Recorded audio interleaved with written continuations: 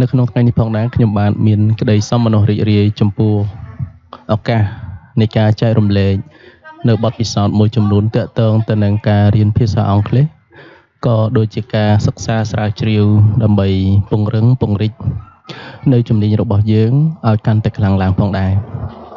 ដោយសារតែមានការសំណូមពរអំពីបងប្អូនសិស្សានុសិស្សដែលកំពុងតែមានចំណាប់អារម្មណ៍ទៅលើជំនាញនេះស្នើសុំឲ្យខ្ញុំបានធ្វើការលើកឡើងក៏ដូចជាចែករំលែកអំពី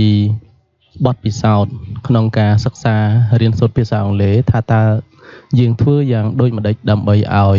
ចំណេះដឹងនៃភាសាអង់គ្លេសរបស់យើងកាន់តែមានភាពទូលំទូលាយនិងអាចប្រើការបាននៅក្នុងទីផ្សារនាពេលបច្ចុប្បន្នបងប្អូនពិតជាបានដឹងស្រេចហើយថាភាសាអង់គ្លេសគឺជាភាសាអន្តរជាតិឬយើងហៅមួយវិញទៀតថាជាភាសាយានដែលជាភាសាដែលយើងអាចប្រើសម្រាប់ទំនាក់ទំនងទៅកាន់ពិភពលោកតាមរយៈការនិយាយដោយផ្ទាល់តាមរយៈការសរសេរបច្ចុប្បន្ននេះក៏ទីផ្សារឬក៏ការងារជាច្រើនតម្រូវការចាំបាច់នៅការប្រើប្រាស់ភាសាអង់គ្លេសនេះផងដែរព្រោះភាសាអង់គ្លេសគឺជាភាសាដែលយើងអាចប្រើការទូទៅលើមុខរបរឬក៏ជំនាញផ្សេងៗនៅក្នុងពេលបច្ចុប្បន្នតើរៀនយ៉ាងដូចម្តេចដើម្បីឲ្យចេះភាសាអង់គ្លេសខ្ញុំសូមបកស្រាយប្រាប់ថាការរៀនភាសាអង់គ្លេសគឺពិតជាមានការលំបាកនៅក្នុងពេលដែលយើងចាប់ផ្ដើមដំបូងថ្មីតែការចាប់ផ្ដើមដំបូងថ្មីនេះគឺនឹងធ្វើឲ្យយើងមានអារម្មណ៍មួយថាអូខេភាសាអង់គ្លេសគឺពិតជាមានចំណុចជាច្រើនដែលយើងត្រូវរៀនទី1ការចាប់ផ្ដើមរបស់យើងគឺត្រូវទៅរៀននៅអក្ខរក្រមរបស់ភាសាអង់គ្លេសបាទ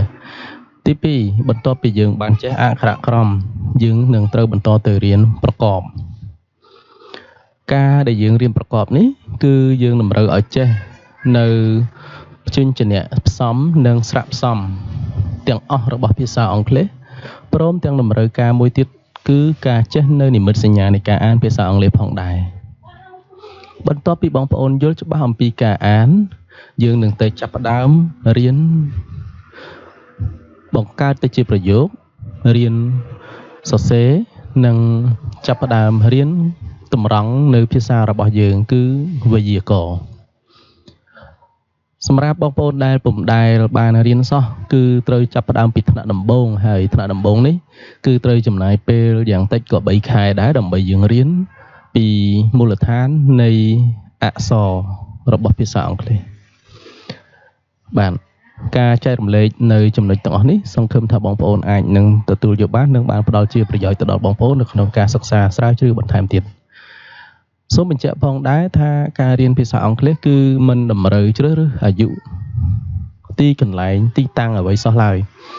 គឺយើងគ្រាន់តែអាចមានសាលានៅជិតផ្ទះមានគ្រូបង្រៀនយើងដឹងថាយើងត្រូវរៀននៅកម្រិតណាគឺយើងចាប់ផ្ដើមពីកម្រិតនោះទៅបាទបើយើងមិនចេះសោះគឺយើងត្រូវចាប់ផ្ដើមពីថ្នាក់មូលដ្ឋានបើយើងបានចេះខ្លះហើយយើងចូលទៅកម្រិតមធ្យមបើយើងបានចេះច្រើនហើយគឺយើងចូលទៅថ្នាក់កម្រិតខ្ពស់បាទការរៀនភាសាអង់គ្លេសគឺមិនមែនរៀនត្រឹមតែ1ថ្ងៃ2ថ្ងៃឬក៏3 4ខែហ្នឹងគិតថាអាចថាចេះនោះទេ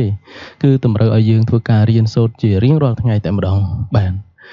ការរៀនជារៀងរាល់ថ្ងៃគឺយើងអាចរៀនជាមួយនឹងទម្លាប់នៃការរស់នៅរបស់យើងឬក៏សកម្មភាពប្រចាំថ្ងៃរបស់យើងតាមរយៈការមើលនៅព័ត៌មានតាមប្រព័ន្ធ social media ប្រព័ន្ធផ្សព្វផ្សាយអ៊ីនធឺណិតការរៀនតាមរយៈការជួបផ្ទាល់ជាមួយនឹងបរទេសឬក៏អាចជាការផ្ដោះប្ដូរយោបល់ជាមួយនឹងមិត្តភ័ក្តិរបស់យើងដែលគាត់ចេះភាសាអង់គ្លេសផងដែរដោយការអាចធ្វើការអនុវត្តនិយាយភាសាអង់គ្លេសរួមជាមួយគ្នាបាទដូច្នេះបើយើងអនុវត្តដូច្នេះជារៀងរាល់ថ្ងៃពីមួយថ្ងៃទៅមួយថ្ងៃនោះចំណេះដឹងភាសាអង់គ្លេសរបស់យើងនឹងមានការរីកចម្រើននិងអាចឈានទៅដល់កម្រិតមួយដែលយើងអាចយកទៅប្រើការបាននៅក្នុងទីផ្សារបាទសូមអរគុណច្រើន